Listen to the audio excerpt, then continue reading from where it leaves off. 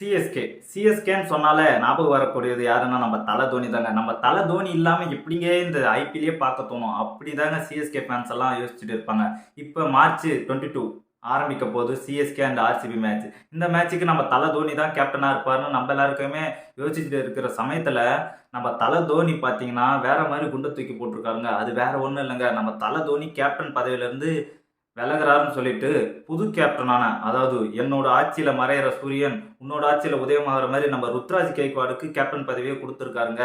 இது கேட்ட உடனே ஒரு பக்கம் சந்தோஷப்படுறதா ஒரு பக்கம் வருத்தப்படுறதான்னு தெரியலங்க. ஏன்னா ருத்ராஜ் வந்து ஒரு நல்ல பிளேயர்.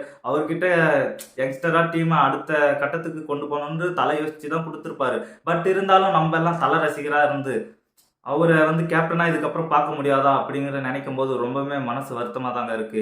யங்ஸ்டருக்கு வாய்ப்பு கொடுக்கணும்னு கேப்டன் பதவியை தோனி அந்த மனசோட கொடுத்துருக்காருன்னு சொல்லலாம். இதுதான் தலையோட லாஸ்ட் ஐபிஎல். அது நம்ம பார்க்க போறோம். ஆனா இந்த ஐபிஎல்ல தலை தோனி என்னென்ன பெர்ஃபார்மன்ஸ் பண்ண போறோம் நம்ம எல்லாம் வெயிட் பண்ணி தான் பார்க்கணும். இது மட்டும் இல்லாம இந்த அதிர்ச்சி சம்பவம் இல்லாம இந்த நம்ம எல்லாருமே சின்ன வயசுல இருந்து பார்த்துட்டு இருக்கக்கூடிய விராட் கோலி, ரோஹித் சர்மா, நம்ம தலை எம்எஸ் தோனி, இவங்க 3 பேருமே இப்ப கேப்டன் பதவியில இல்ல. இந்த 3 நியூஸுமே கேட்கும்போது ரொம்பவே மனசு வருத்தமா தாங்க இருக்கு. இது பாத்தீங்கன்னா ஒருத்தர் கிங் கோலின்னு பாத்தீங்கன்னா எக்கச்சக்கமான ரன் சேஸ், இதுவரையிலும் ஐபிஎல் கோப்பையை ஜெயிச்சதுல இருந்தாலும் ஒரே டீமுக்காக ஆடிட்டு இருக்காரு.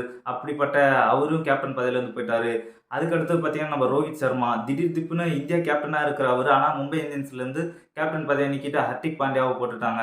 இந்த நியூஸ் எல்லாம் கேட்கும்போது இப்போ ரோஹித்தும் கேப்டன் இல்லாமல் 5 வாட்டி டிராஃபி ஜெயிச்சும் கேப்டன் இல்லாமல் இந்த சீசன் ஆட போகிறான்னு கேட்கும்போது ரொம்பவே வருத்தமாக இருந்தது. இப்போ திடீர்னு பார்த்தீங்கன்னா நம்ம தலை எம்எஸ் தோனி கேப்டனாக இல்லாமல் ஒரு பிளேயராக ஆட போகிறேன் அப்படின்ட்டு சொல்லிட்டு நியூ கேப்டனாக நம்ம ருத்ராஜ் அப்பாயின்மெண்ட் பண்ணியிருக்காருங்க. இந்த நியூஸ் எல்லாம் கேட்கும்போது ஒரு பக்கம் மனசே நொறுங்கிடுச்சுங்க. இப்படி கஷ்டப்பட்டு இது நியாயம் உங்களுக்கு